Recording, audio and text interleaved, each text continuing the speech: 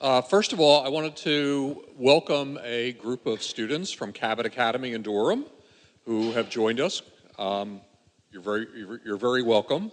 We hope we inspire you and that you'll be enthusiastic young activists as you leave today. So I told last night's group at dinner that their job today was to restore nature and reverse climate change. And we've done our best, I think, to at least think about how we might do that.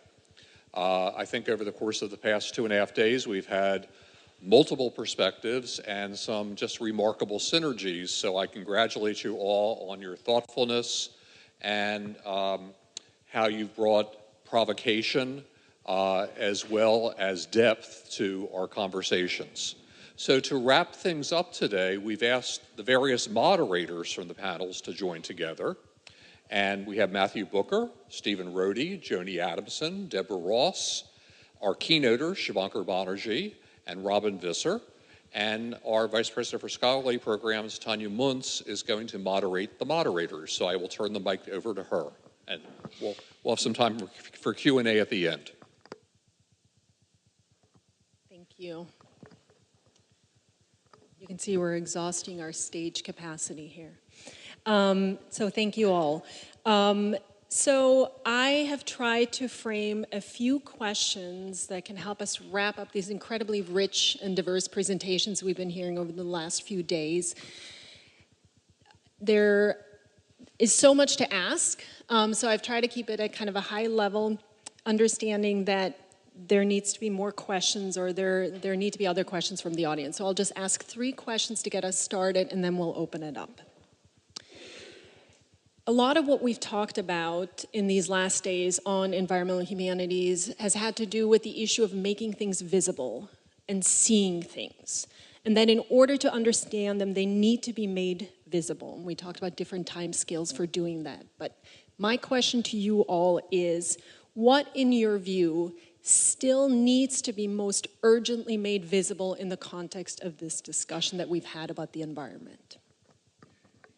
Robin, are you up for going? Yeah. All right, I'll go. Well, I think that's an excellent question. In fact, it was a question I wanted to pose an earlier panel when this question of invisibility came up. I've been thinking about it throughout the conference, and first of all, I want to acknowledge Subhankar's acknowledgement of indigenous inhabitants of this land at the start of his keynote. So one thing that can be made more, or one way to make things more visible, are rituals around making things visible. That would be one answer. Secondly, I think inclusivity. So we've heard voices from South Asia, East Asia. We've heard indigenous voices. We've heard, people from different gender or sexual orientations. We've heard children and youth and scientists. And so I think that inclusion of voices, we talk a lot about inclusivity, but institutionalizing that more, I think it's just an ongoing process. So I'll leave it there. Yes. Thank you, Tania.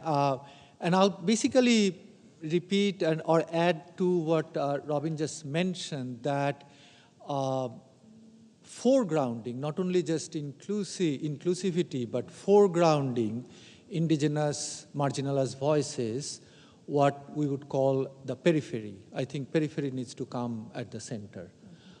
That's important. The other thing about making visible, at this conference we have had incredibly rich conversations about local, whether it's Costa Rica, Panama, parts of Southeast Asia, and global, large global issues that we are all struggling with, how to apprehend.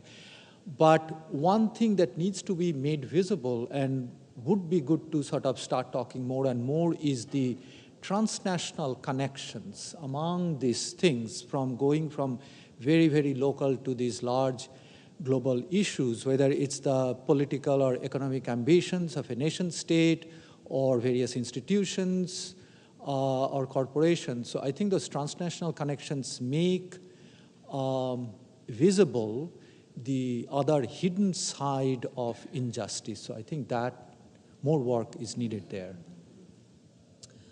One thing I think needs to be made visible, and maybe it's even, by visible I mean more transparent, and that is, what is the definition of cost?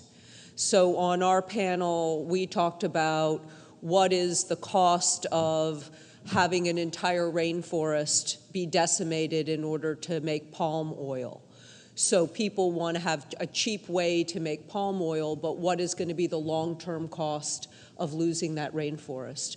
And we tend to, at least in Western countries, talk about cost in terms of having least cost for the consumer, but we don't talk about what that cost might be to the health of a country or to a future generation. And we need to look at cost. It can't just have one definition. It has to have multiple definitions for every decision that's made. So I teach a course called Environmental Creative Nonfiction, and one of the things that I do in this course is I ask my students to read the narratives or memoirs of environmental community leaders or activists around the world, like Wangari Maathai or Grace Lee Boggs or Rebecca Solnit. And each of these women, and there are also men, are articulating their own actions and, or we should say actions beyond despair. So we know that one of the most targeted groups of people around the world are environmental activists. And the Goldman Prize, other organizations like that, sort of emphasize the fact that so many of these activists are actually being targeted and even killed. And yet they leave their voices and they write about their experiences. And so because our students hear all the time the litanies of trauma and degradation about the environment, and they're very well aware of what's happening to the planet, I really want them to read these amazing and powerful narratives about how we can get beyond despair. So I highly recommend just one of these, Grace Lee Boggs' The Next American Revolution. The Next American Revolution is happening in Detroit. The Next American Revolution is happening in Detroit. I said that twice, didn't I? Did you know that? Essentially, there is a sort of agricultural reinvention going on in Detroit. They're taking back the city. They're making it a new place to recuperate the garden and recuperate things like composting. And so Grace Lee Boggs writes about her experience as an African-American woman who married an Asian American. I'm sorry, got that wrong. She's an Asian American woman who married an African American man, and so they worked together all of these years in Detroit to sort of bring these two communities together in support of Detroit. And so my students read The Next American Revolution and come to the end and find out that the revolution is us. You know, it's not about violence, it's not about war, it's not about, it's about us. We can bring about the next American Revolution just by thinking about things like food. So earlier in my talk, I talked about food, and I said I don't even talk to my students really anymore about quote-unquote environment. I talk about food, and there's Saskia sitting right there, and our trip to the garden, Duke Garden, was so fantastic, and we learned about soil and how soil can be a sort of inert material, or it can be full of all these living things that hold the water and nurture the plants. And so the Next American Revolution, my students report to me, has been a really transformational narrative for them to read and really be able to see or raise the visibility of how we get beyond despair. We move into action and we feel hope. Well, this may not come as a surprise to you. I'm an environmental lawyer, so I'm going to talk just quickly about what I think can be a constructive role that the law can play that people don't often appreciate when they're dealing with these problems. And I'm speaking mostly from a USA perspective. I'll bet you not a lot of people in this room have ever heard about the Administrative Procedure Act. But let me tell you, it's a wonderful little act. And what it provides is anybody in this country who can claim to have been wronged legally by an agency action can go to court. And they can force the court to do the right thing if they can persuade, the court that there's been a legal wrong. It's a wonderful thing. And you combine the APA with the common law, which is a wonderfully malleable thing. It can grow and evolve as circumstances evolve.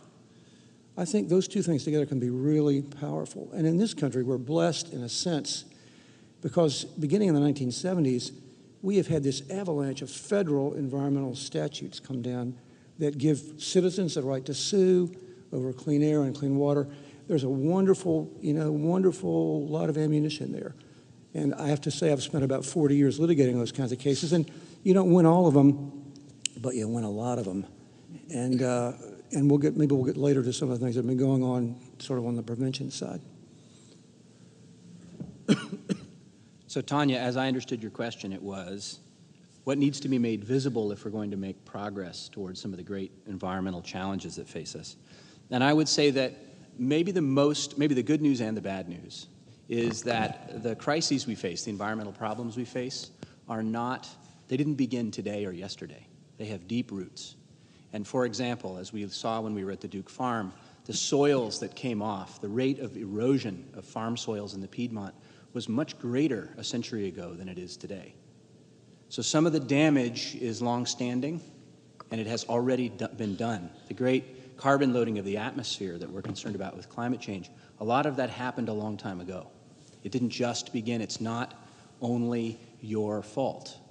It has roots that are deeper. That's the bad news.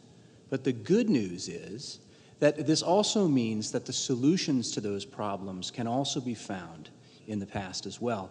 And Joni gave a great example that we can look for inspiration to people who've come before us and faced other crises, sometimes the same crises with slightly different names. And I strongly believe in the power of the past to liberate as well as to enchain us. We are enchained by the decisions. We are hampered by the decisions of previous generations to burn fossil fuels, to enslave one another, our ancestors, to set up systems that are inequitable and wrong. We are also liberated by many of the innovations that they made, some of which we've just heard about. Legal structures, decisions communities have made to reverse some of those inequities.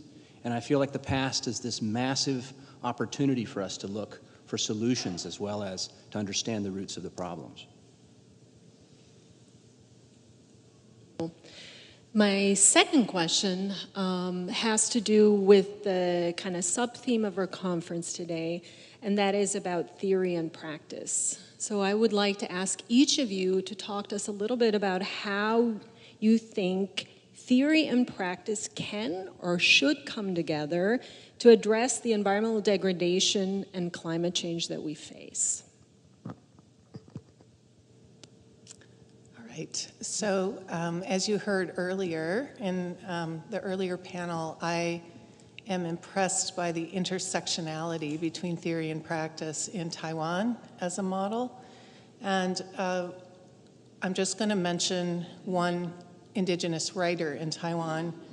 Well, his father is indigenous, his mother is Han Chinese, and his name is Wu Mingyi. And he's written 2 books that have been translated into English. I highly recommend. One's The Man with the Compound Eyes, and the other one is The Stolen Bicycle. And he himself is a butterfly expert, and then wrote a PhD on Taiwanese nature writing. Then he became a fiction writer himself. He's also a professor of Chinese literature. But he, as I mentioned before, he leads eco-tours. He actually has his own farm and lives off the land. And he leads students on these eco tours, in addition to teaching them the science behind the natural environment, the ecology that they're participating in. Now, of course, I look at somebody like this and wonder, where does the energy come from? This theory and practice is partly modeled in the society. It's very influential on me. I'm far from living that way. For me, the place it starts is with the local, with your own local ecosystem. And so for me, combining theory and practice comes with putting into practice some of the things we heard about earlier in the session. But I think I'll leave it at that till the next question. Thank you. Okay, so in academia, as I said earlier, I am a little bit of an outsider because what I do today is not where my academic training has been. My teachers primarily have been indigenous brothers and sisters and elders in the Arctic and elsewhere. And so it kind of began with practice, and theory came later. And it's also living in place. So the work I did in the desert eventually is like 5 years of walking around my own home in a 5-mile radius. Never had to bike or hike or drive or anything like that. That was a 5-year-long project that became where I live, I hope to know. All of that led to, like, now I teach in the program called Art and Ecology, and the way I articulate, my colleagues articulate differently, similarly, parts of it, but I articulated it as research-based, community-engaged creative practice. That's kind of a long-winded way to say something, but it really is how theory and practice come together. So let's say our students they're art students, or they may come from a dual background, art and science and art or humanities, and they're doing research. So that's where theory comes in. It's community engaged, so it's practice.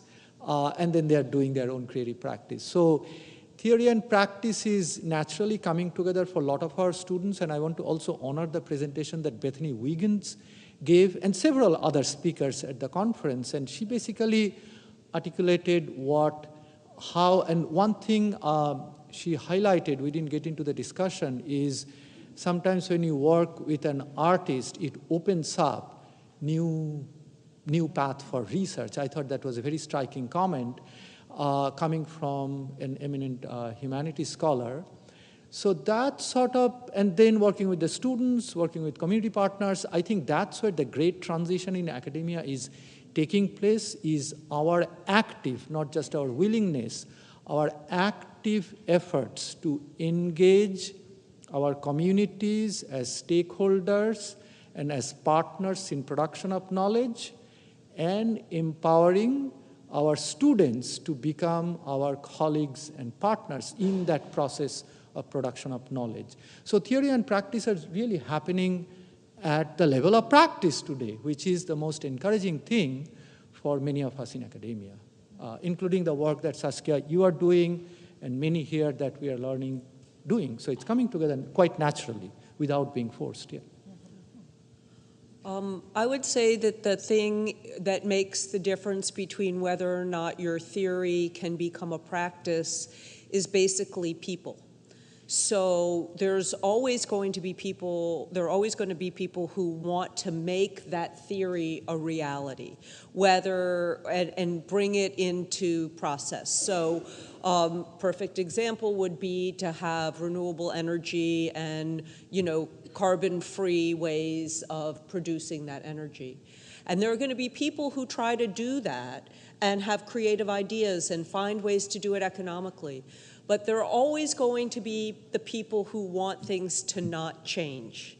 And that's going to, right now we hear about the resistance as the resistance to the establishment, but sometimes the establishment is the resistance to the change. And so that all comes down to the people involved, and where you can find the people on both sides who might be able to come together to help make that change, move past just going up against a brick wall. And I've practiced law for a long time. I've been in politics for a long time. But it's these unlikely allies, and I think that came from your the very first opening lecture, which seems like it was a long time ago because we've done some good work together. But the most likely place to find that change and make that theory become the practice is when you can get those unlikely allies together so that they can see each other's point of view and start to move us in a positive direction rather than just the conflict. So I would say that this conference itself is an example of theory becoming a practice. So in the early 2000s, when we started talking about the Anthropocene, there were a lot of discussions among humanists about what it is that we do. And for over 30 years, before 2000, which is approximately when we started talking about the Anthropocene, environmental historians, philosophers, religion and ecology people, literary critics had already long been talking about environmental approaches to what we do. And what we do is we tell stories.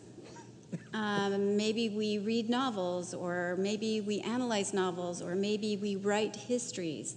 Maybe we theorize through philosophy. And there's a sort of stereotype about the humanities that says we're too stodgy, we're all in our head, we're in our office, we're writing articles, we're writing books, we don't interact well with people, we don't play well in the sandbox. Those are all stereotypes about the humanities that we're not, quote unquote, tooled to be solution finders or solution makers. But actually that's not really true. And those 30 years before 2000, when environmental humanists were first sort of honing their craft, we were always thinking about, how can we contribute to the solutions? How can we be part of the teams that are coming up with the solutions?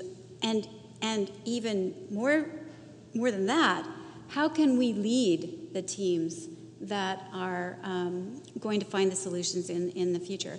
So many people here in their presentations have shown us the way that the humanities are leading and putting together teams of people, collaborations that are literally finding solutions. So humanists and scientists are working together on farms, on soil, thinking about food.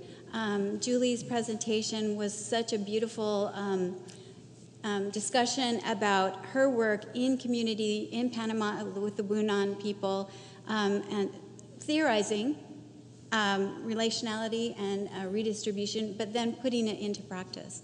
That's a beautiful example of how humanists are working in community with people, to show what the humanities are capable of doing. So I want to thank Robert and Tania and Heidi and everyone at the National Humanities Center for putting together this conference that is exemplifying the way we are putting our theory that humanists can lead, humanists can be part of integrative teams of solution makers or solution finders, and letting us sort of show what it is that we do. Thank you. I'd like to pick up on a point that Deborah just made, which is I do think it's really, really vital to have people working together to solve problems. And I think one of the chief contributions of the humanists is to tell stories and get people working together and thinking about ways together. So the Venn diagram is not always us and them, but it begins to intersect a little bit in the ways people think about problems and solutions. I will say, though, being relentlessly pragmatic about it, sometimes people don't agree. And the other contribution I think this group makes is it helps people formulate some compelling stories that you can then take to somebody like a federal court judge and explain why these people over here who are not doing what they're supposed to be doing ought to be doing better, and explain it in a compelling way, in a way that maybe the judge can decide perhaps she ought to issue an order sending the agency back to do it the right way. So it's one of these trust but verify things. I think there's two aspects to it. So one of the problems with going last on these answers is that Joni has said more beautifully the things that I wanted to say, but I will add something else I think that builds on her wonderful comments. You know, what is the purpose of education anyway? Why do we bother having education? And I think the fundamental purpose is to decenter ourselves. We start out in life taking care of ourselves. We think about our own needs. We cry, we demand food and shelter and so on. And to me, at least in my life, the purpose of education has always been about decentering myself, taking a broader view, having a larger perspective. And I get that from looking at people in the past who encountered crises and tribulations that are far greater than my own. I get that from reading literature, where I look at the stories that other people tell about their lives and understand my life in that context. I think about perspective, that I am one of 7 billion and counting human beings on Earth, not the first and most important person, but just one of billions of us, past, present, and future. And I think about humility, which is, I think, the purpose of education. And all of those things together add up to joining a community. They are found in community. And so when we talk about theory and practice, I think about the purpose of the humanities and of education itself. And for me, that is to find meaning in community. And our problems are communal problems. That is one of the great, wonderful things in some ways about climate change. It has other problems conceptually, but one great thing about it is it's not a problem anybody gets to ignore. And so we find our solutions in community.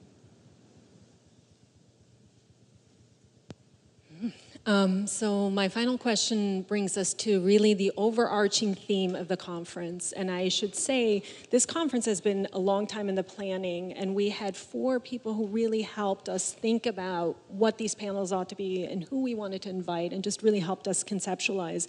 And that's Saskia Corns and Stephanie Foote and Matthew Booker and Robin Visser. So last year we would get together occasionally and we would plan this conference, and it was very hard to get beyond despair, right? So we would kind of vacillate. So my question is about beyond despair, and Robin, I think you asked it beautifully of your panelists, and you asked them to think personally and professionally, what does moving beyond despair mean for you? And then I'd like to add, what justifies this approach, right? When there's plenty of rational reasons to wallow in despair, what justifies taking an approach that looks beyond despair? Well, thank you for that question and the theme of the conference. I think if anyone is really honest with themselves, while we may work to decenter ourselves, ultimately, I think some of moving beyond despair starts with yourself. The violence done to the environment often lies within the human. Many of us have experienced traumas of various sorts in our backgrounds. So I actually think there's a personal component that can get translated into our social and public work as well. And I think that has to do with learning to accept what may have happened to you personally, learning to grieve some of the trauma you may have experienced or losses you have experienced. Some of those may be climate change induced, others not. You can't draw the tie so directly necessarily, but I think that that's a real place to start, because if you can do that, I think then you become able to listen to others. And I know that sounds trite, but I think unless we can start to listen to others, we are not going to get the collective solutions we need for such a global problem. Stephanie Foote earlier, on talking about stories, I loved her comment that stories are trash. Well, and I laughed because I also do literary criticism. But one subculture's effective story, like we heard Tom Linden talk about the Franklin method of telling stories, that's maybe effective for one subculture. it may be another subculture's trash, right? So it's important we learn what messaging is effective for you. Like I may have my effective story that makes sense of the world. I really need to listen to hear how you make sense of the world. So ultimately, the way I moved beyond despair is I actually do a lot of grieving, interpersonal and collective, because I do work on indigenous communities in China who are marginalized in the Han majority perspective. So also the work I engage in causes me to cry, actually, often. And yet then I get tremendously inspired by hearing other people's stories too. And that gives me hope to be resilient myself.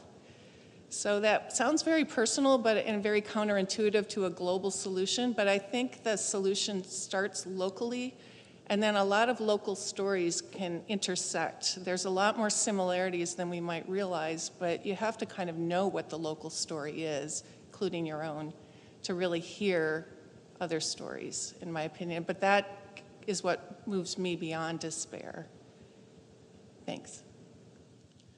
So what I'll share with you will resonate with just about everything Robin just said. But first, I want to really thank Robert, Tania, Vicky, and all the organizing committee for what I see as this phrase that many of us independently think about, but we don't know how to articulate it. But by forcing that articulation beyond despair, we are not here to find a solution. I think of it as more as a prompt to just think in many different directions, personal, professional, political, and all. But I'll share kind of from a teacher's point of view, and as well as very briefly personal. So I teach a class in fall that broadly deals with the extinction crisis or biological annihilation and politics of survival. And my students are senior undergraduate students and graduate students. After 2 or 3 classes, we get through whatever little bit of history and theory. The remaining semester, almost every class, there is a lot of collective crying that happens. So with that, we do not move too quickly away from despair. We dwell in despair collectively, and a lot of crying happens. But from that, then we think about how to really deal with this. Because if you know the stories, how can you not cry? Like, it's not something we are forcing each other to cry or anything. These stories of what we are doing to the non-human life, to indigenous communities, past and present, so not just what's happening right now, but past. Just like one quote I like to share with my students is a US Army general in the 19th century openly articulated the policy of why the buffalo were being massacred. The quote was that, I'm paraphrasing, kill every buffalo you can, every buffalo killed is an Indian gone. So that was, so past and present, what we are doing to not only the non-human life, but also our indigenous brothers and sisters and poor people, marginalized communities, massacres and horrendous stories. So we cry but then the point becomes, what is beyond despair is collective engagement. For me, action comes a little bit later. Action is a form of, engagement is a form of action, is staying engaged. So we don't talk much about solutions, specific solutions, but what we discuss is staying engaged. And that's for us is beyond despair. And that's what we are doing here in these last 3 days. We are engaging with past and present and imagining futures as well. And stay engaged, stay with it. Because as Emlyn mentioned, that even the word sustainability for most of the globe is basically we are past that point. I mean, we can argue over these things, what is past and what is not, but it's a valid prompt. It's another valid prompt. So, but the most honest thing is to stay engaged, and that to me is beyond despair. So I came to the conference thinking that beyond despair meant you get beyond your despair to hopefulness. And then Stephanie, during her talk, talked about the other interpretation, which is you get beyond despair to hopelessness, and just kind of completely giving up, or maybe even destroying things more. And I've been thinking about this a lot. I mean, we are in an unstable time. We're in an unstable time in terms of the environment. We're in an unstable time economically. We're in an unstable time politically. And really, there are kind of two choices. And we're seeing both of those choices play out in all of these areas. Either there's the choice to just destroy it more, and we are seeing that in a lot of different places. We're seeing that in terms of interfering in people's elections. We're seeing that in terms of mass shootings. We're seeing that, and that is beyond despair, to the point where just destroy the whole thing. But at the same time, we're seeing unbelievable courage and action and coming together and cross-generational, cross-racial movements. I prefer to be in the second category, but I think we have to recognize that the vast majority of people are in despair given this precarious time that we're in. And each of us has a responsibility to choose something that makes things better. Because fundamentally, that's what we have to do for all of these young people. That's what we have to pass on from generation to generation. Lots of mistakes were made. Lots of evil things were done. But the only way to make it better is to come together and go forward. So in my classes, I have noted over time that when you talk about environmental issues, my students often respond, yes, but what can I do? What can I do? In other words, they want to do something. And if I don't have an answer to that, sometimes it can be, it can cause despair. And so I've come up with a couple of projects that we do in our class. And one of my projects has been called Life Overlooked, and I innovated this project with a couple of my colleagues, Stephanie Lemenager and Kate Sandilands, which these are two environmental humanists that are in two different countries. So we called this a binational project, and essentially what we asked, so 3 universities, students at 3 universities in 2 countries, were all asking their students to do the same thing, and what the assignment was, you need to go and look around the campus. Don't go off the campus, just look on the campus. And pick out a species that you would like to make as charismatic as a polar bear. So we all sort of know about charismatic polar bears. We know about the threats to extinction of animals in the rainforest, in the Arctic, et cetera. And we said what we want to do is we want to hear the stories about all the species that are around you, because this is a warming planet. I live in Phoenix, Arizona. It's really hot in the summer.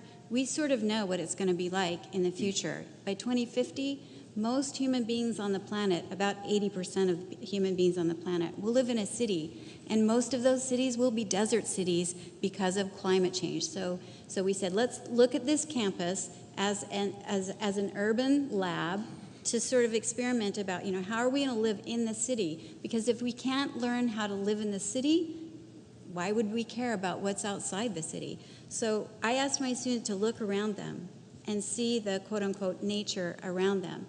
They write stories about pigeons. They write stories about starlings. Starlings are an invasive species. So there's no rules about this. You don't have to pick a quote-unquote indigenous species. And just by looking at one species and telling the stories about this one species on our campus, they start noticing all the other species on our campus. There's a lot of life, even on a city block. There's a lot of trees, there's a lot of grasses. Sometimes they're weeds, sometimes they're invasive species. But if you start noticing that one species, maybe you'll start noticing the relationships between those species. So then they write these stories that make these animals as famous as a polar bear, and we put them on a website. So we're calling this the citizen humanities. You've heard a lot at this conference about the citizen sciences. The idea is that what citizen scientists do is scale up. They work with a scientist. The scientist asks ordinary citizens to help them with their projects. We scale up with humanists, and humanists tell stories. So we're going to tell the stories of all the species and their interrelationships. We're doing something, and that hopefully gets us beyond despair, working and doing. So, from my point of view, getting, a lot of things that go on in today's world can lead one to be somewhat despairing from time to time. But in my view, despair is just not all that rewarding. We're in a dark time now, but I totally get, as Paul Newman once said, sometimes it's always darkest before it goes entirely pitch black. I get that. That's one way. That's hopelessness. But I choose not to go that way. What I choose to do is to use the weapons that I have to try to fight off that pitch blackness. And for me, harking back to what I said earlier in the panel, the wonderful thing about living in this country is we have weapons, we have laws that can be used to fight off the evil witches here for a while. And you guys can read it in the papers. There was an article in the Times of the Post recently, something like 3 or 4 dozen efforts by the current administration to roll back environmental protections have been halted by the courts under a combination of the Administrative Procedure Act and the substantive provisions of the Clean Air and Clean Water Acts. That's good news, people. That's keeping the sun from going entirely below the horizon. That's the good news. The bad news is that that's going to last for a while. You can run out the clock for a while, So we've stopped them procedurally. They're going to go back. They're going to rewrite the rules because you must unravel a rule with the same care that you raveled the rule. They came in and tried to jerk them. We said no. The court said no. They're going back now. They're going to make up a bunch of evidence to try to unravel all these rules. When they come back on the substance, we'll sue them again on the substance. But see, 3 or 4 years go by, but only 3 or 4 years. So the obvious point is we need to have a change at the top in 2020 so that when we're still running out the clock and they come back, we can then fight them off at the pass. But that's what gives me a substantive reason to be optimistic and to choose to go to the hopeful side beyond despair and not the hopeless side. Tanya, before I respond, I just want to say I hope you don't give me the last word, and that you and Heidi and Andy and the other members of the staff who helped organize this conference, I'd love to hear your response to that question as well. But that said, Joni has scooped me again, so I'd like to, which is a good sign. That means I'm onto something. I'd like to point out that environmental despair is not the only kind of despair. And unfortunately, despair appears to be part of the modern condition, maybe even the human condition. So what do we know about despair more broadly? We don't have a psychologist with us on our panel, but I think we know enough from studying the many Americans and more and beyond who suffer from despair. We know that despair comes from isolation. We know that despair comes from the lack of meaningful work. We know that despair comes from being physically ill, often suffering from chronic illness. We know that despair comes from fear for your personal safety or for your community. We know that that despair comes from access to or use of addictive substances of many kinds. So we also know a lot about the solutions to despair, about the things that turn people around. Even those who harm themselves often can turn their lives around. And what do we know about that? Well, we know that the greatest antidote to despair is to end isolation, that community And so loneliness is one of the great predictors of despair and the things that flow from it. Community is one of the greatest solutions. We've heard this again and again from members of this panel and throughout this conference. We know that doing something, as Subhankar put it, right, to work together to do something is meaningful and matters. And as Joni implied, doing something fun can be very, very powerful. Look at the creativity of the protests against climate change, against the threats to women and the Women's March. They were fun. They were fun to participate in, and they were also funny. People use humor. It's one of the greatest weapons of the weak, as anthropologists would put it. So doing something together that is fun is an enormous and useful response. And the kind of citizen humanities or citizen science projects that are burgeoning everywhere combine all of those things. And one tiny example is the sourdough project I'm involved with at NC State, which is an effort to map sourdough bread all over the world everywhere. It's run by Rob Dunn in Applied Ecology. Those kinds of efforts, which bring together allies in the sciences, allies in the humanities, that make us see our common and shared concerns, that where we do something together which is fun, like go visit the Duke Farm and dig holes in the ground. That's fun, it's also meaningful, and so I would just remind us that we know something about despair and its solutions. I quite like despair. So this is my problem. I'll just speak to this very briefly. I find despair totally seductive, so I would like to just wallow in it, right? But it does strike me, and this has come up again and again in this conference, is that when we think of young people and what we're handing them, it's just unseemly to wallow in it, right? It would be obscene for us to just lie down and kind of give into it. So I have felt very inspired by how all of you have talked about it. I believe in scholarship. I believe in interpretation and understanding. I believe in tolerating complexity alongside being able to tell stories. So for me, learning, education, scholarship is something I believe in very deeply, and I think that is part of the solution. What I'm hearing, which I also find very interesting, is that we do have to work together, and I think as humanists, we are slow to that party. And that's something that concerns me, and I think something that we need to think about. But for me, there's just no time for despair. It's just impractical. So here the humanists are totally pragmatic. I think it's just not feasible. It's not. The stakes are too high and it's too important and the problem is too big. I'll hand it over to Robert. Well, I assume we're going to take questions and answers as well, but as I said in my welcoming remarks in introducing Subhankar, I think it's extremely important, and I think we have the tools in the humanities that do it best to merge theory and practice. Theory without practice, as Freud tells us, theory is good, but it doesn't keep things from happening.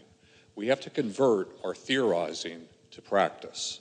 And as I also mentioned that evening, I think it's extremely important that we get beyond despair by dwelling in combination, not in isolation from one another, but in finding ways to combine our imagination with thought and with action.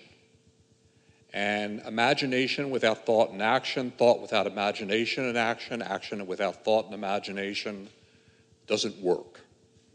It's that synergy, that combination, which is a huge creative leap, which is also in and of itself a humanities moment that will get us beyond despair. And community forms best in the face of adversity. And we've had adverse times throughout history, and we are in one now. And it's important that we come together as a community. And I think we've done that over the past 2.5 days in extremely eloquent, thoughtful, and inspiring ways. So I, for one, feel really good and quite beyond despair at the moment. Why don't we open things up to questions from the audience? Well, fine. You can make a comment or ask a question.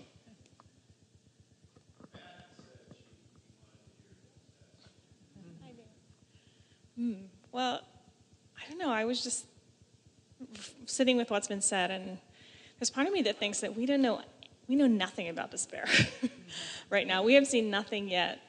And when I compare the living conditions of many of us in this room with our indigenous brothers and sisters, right, with my people who live in Burma, like, we know nothing about precarity, we know nothing about despair, and maybe we've got a lot of juice left in us. We've got a lot of go. We've got a lot of resources.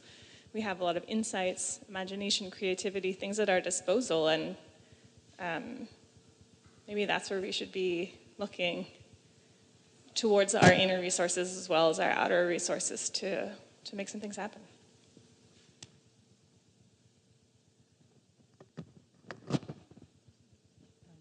Emily.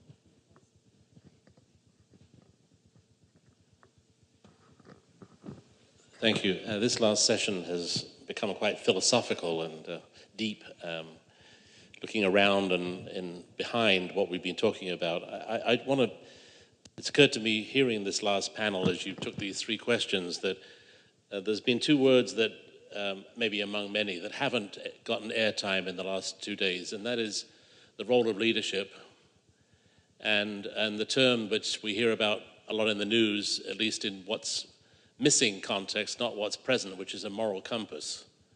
You know, this dialogue we've been having the last couple of days has been appealing to appropriate action by disciplines, the environmental humanities or individual research projects, but there is a dearth of leadership in the world. And one of the most powerful short books I ever read was by Richard Barker, published by American University Press in 2002, called The Nature of Leadership. And in it, he largely delves into what Aristotle said about leadership. And I've often quoted since one of Aristotle's translated statements, which, if I have it correct, he said that leadership is about the pursuit of positive consequences in the world. Imagine that being said 3,000 years ago in the agoras of Greece by Aristotle, that leadership is about the pursuit of positive consequences in the world. We don't have that in today's world.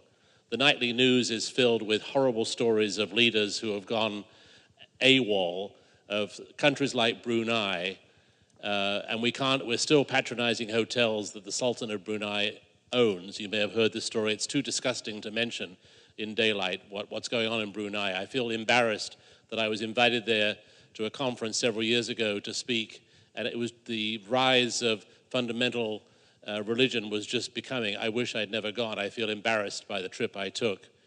So, you know, and I was in China about 20 years ago when the situation in Western China with the Muslim Uyghur population that are now being imprisoned and incarcerated and sort of put through gulag-type situations. It's in the news again today with children that are being tortured. You know, we don't have an ability to tackle even the human things that we do to ourselves, let alone the human nature relationship. So I feel despaired about that because we don't have leadership that's rising up to exercise, and leadership itself has become very corrupt. Look what's in the news. So yes, I know you want me to stop, and I will, but I think the moral compass is missing. Before we have a human moral compass, you know, unless we have that, we can't deal responsibly with the natural environment. We were wildlife once. Human life used to be part of wildlife. We've lost our roots, and I think the world is in very serious shape.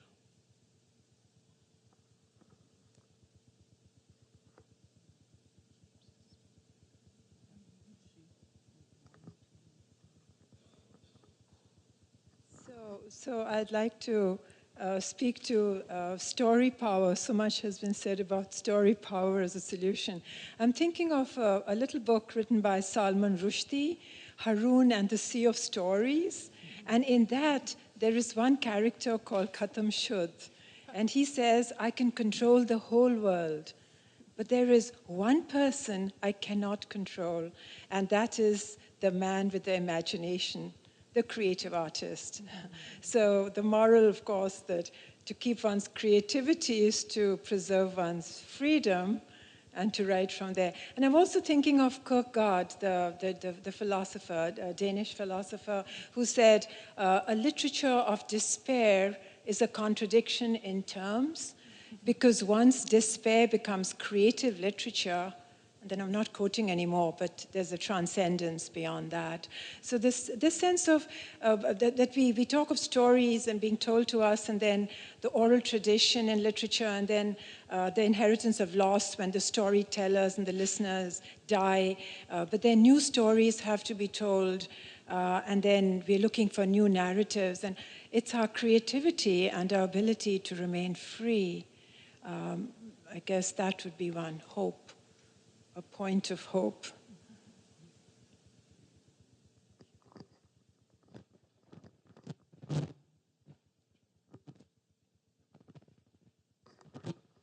Thank you. I could go with this in so many ways. Being the son of a lawyer forever back, I'm ready for the fight yesterday. It's in my DNA. So I don't have time for despair. But to put this in a very particular context, I believe in speaking truth to all power, not just the ones we disagree with. And for me, the single most important audience I have regular contact with is my students. And I think about them through the prism of my own daughter, who's on the autism spectrum. Not a very happy kid these days. And I think not just about her, but her kids' kids. And I talk to my students, and it's often a revelation to them when I say this. I said, someday you're going to have kids yourself.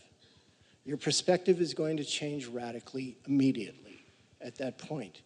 And you're going to suddenly cast forward in a way that it actually does empower you. It doesn't give you despair because the kids bring to you hope. But you have to think in a much longer perspective. You also have to realize it's much more complicated when you have kids because suddenly you're fighting for resources for them as well as yourselves. And these are all things that get you a little more dirty, and it always gets more complicated. But that is life. But it's also what empowers you, and you have to be engaged. You can get, voting is important, really important, but it's an episodic act. And the reality is in a daily life, we are consumers, and we have to think about consumption in very complicated ways. Because we simultaneously know that the more energy we consume, the higher our standard of living. And at the same time, the more energy we consume, the more problematic the world and the environment become.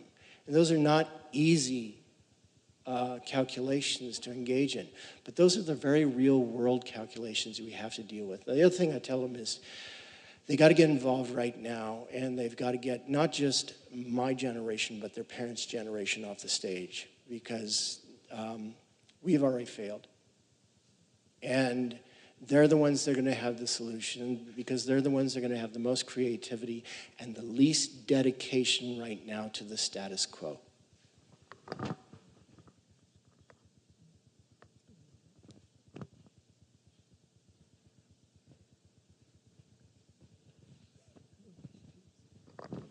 Thank you. First of all, I learned a great deal from this conference. I also learned about the indigenous people's beliefs and the practice. If I'm not mistaken, the revival of Taoism and Buddhism were behind the driving force for the environmental activism in East and Southeast Asia. So I wonder if the panelists can comment on the role of religion in environmental humanities in the West.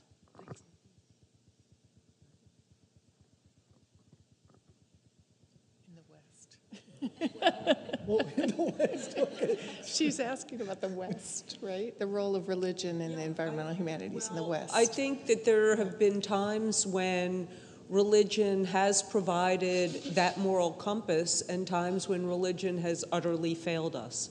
We're at a point right now where people are less religious in the West than they used to be, but we're also seeing the rising up of more progressive and inclusive religious alliances. So, for example, just here in North Carolina, we have the Council of Churches, which advocates on a wide range of environmental issues. We have Reverend William Barber, who started the Moral Monday movement here in North Carolina with a lot of other pastors dealing with a range of social issues, environmental justice issues. But then, we can be powerfully reminded just from Martin Luther King's letter from a Birmingham jail, where he said that we'll repent in this generation, not just for the actions of bad people, but for the appalling silence of good people, which was a letter to pastors. So I think we're also in a state of flux where religion is, but we are seeing a resurgence of the more progressive forces of religion at the same time as the less progressive forces of religion have become more interested in political endorsements. I'll just add to that little bit what's happening in the scholarly community. So since the turn of the century, there is a lot of work, not just the West, globally, a lot of work going on in religion and ecology. And two of my dear friends, so Routledge did a big volume, so has Oxford, and I believe Cambridge has done one too. And two of my dear colleagues, Mary Evelyn Tucker and John Green, both at Yale, they co-founded the Yale Forum on Religion and Ecology. That's a wonderful site, doing extraordinary work globally, and with indigenous communities, communities of color, marginalized communities is extraordinary. So take a look at that, and that brings back to the question of the lacking of the moral compass. So I would like to respond very briefly to the question that of leadership. In my opinion, so I'll push back a little bit, there is no lack of leadership right now if we are willing to go beyond the center. So if we look at the center, then there is lack of leadership. But if we look at the periphery, extraordinary leadership taking place. And that is why we do have what Joni wonderfully acknowledged and mentioned earlier about the sort of the environmental defenders who are treated as terrorists and are being murdered in extraordinary numbers. Global Witness tracks that. Whether it's Brazil, Philippines, Indonesia, India, all over.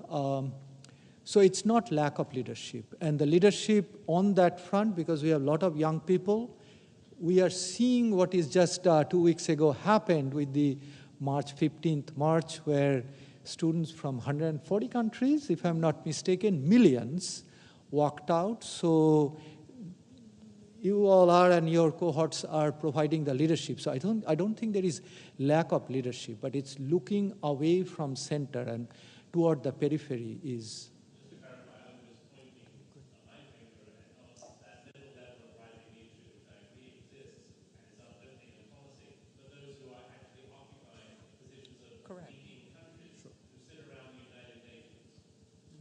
True, true. Right. Yes, yes. Right. Their days are numbered. I just wanted to amplify what Subhankar was just saying. Sorry, I'm sitting here in the back. About leadership. And actually, the comment I wanted to make arose in conversation yesterday with Deborah Rose, who you might recall was wearing a very beautiful dress. And I said, I really like your dress. And she said, yeah, it's a suffragette dress. It's white.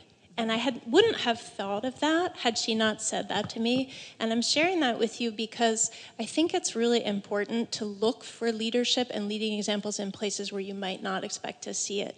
Symbols of people who are saying, I'm going to step up and run for office. I can speak from my local experience in Philadelphia and in Pennsylvania, where an unbelievable number of my mom friends are active in politics in ways that would not have been thinkable 2 to 3 years ago. It is a striking difference. The numbers of particularly women who are involved in Indivisible, who are turning out to campaign for one another, is really quite extraordinary. I think they are fired on by examples, historical, of suffragettes, but also examples contemporary of the Prime Minister of New Zealand, who just this past several weeks has really shown what it means to take on moral leadership.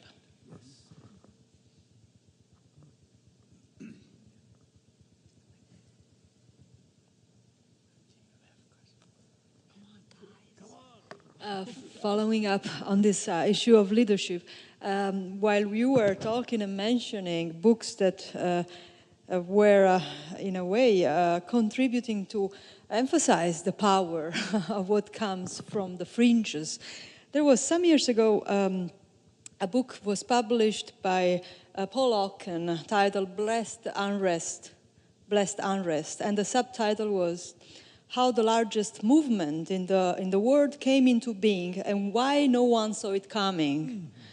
I think it was a famous book when it was published, Paul Hawken. And actually it was about how these millions of people around the world were gathering and struggling, rising against climate change, against environmental injustice, for the rights of indigenous people, for example, for safe and clean and fairly produced food. I think of slow food, for example. Paul Hawken says that no one saw it coming, and perhaps not even the same people, the people themselves that were engaged in this struggle, because there was no unified leadership. So, I don't know, perhaps this was true in 2007, and now things might be changing, and it's beautiful to think that they might be changing because of young people now coming together and knowing that they are doing something for something else or someone else or for themselves, and seeing that we didn't do that for them, or the adults didn't do that. And I'll just jump on to the last of that comment. If you guys go onto YouTube and you search for Paul Hawken, Hawkins, Paul Hawkins, Blessed Unrest, there's a 5-minute trailer for the book. Really, you don't even need to read the book. Just watch this 5-minute YouTube trailer. It is so fantastic. It lists all of the groups around the world that are engaged in environmental activism, environmental justice activism of any kind. And it sort of looks like the beginning of Star Wars. You know how at the beginning of Star Wars there's those graphics and they're going off into space? And so it's all these groups, and you can just see how many it is. It goes off forever. And so in response to the comment on leadership, we often don't hear about this leadership. So, I mean, part of the reason why we think there's not as much leadership as we would hope for is just because the media doesn't focus on these groups. So just go on to YouTube, look for that little 5-minute trailer, book trailer for Blessed Unrest. It's really pretty phenomenal. So, as Tanya mentioned, we had a planning committee for about 2 years as we were thinking about putting together this conference. And we titled it Beyond Despair because we thought of it as a challenge, and the challenge continues. And I am buoyed by the brilliance and the thoughtfulness and the inspiration has been provided by all of our panelists over the past 2.5 days. And I thank you so much for providing those thoughts and those words of wisdom to us. But the challenge does continue, and I think it's very important that we think about the fact that we have formed a kind of community over the past 2.5 days. And the work continues, and we need to stay in touch. And we need to not just have a typical academic conference that concludes and we all go home to our various spots, but we continue to engage with one another, we continue the conversation, and we continue to translate theory into practice and imagination and thought into action. So thank you so much for being at the National Humanities Center, and have a great day.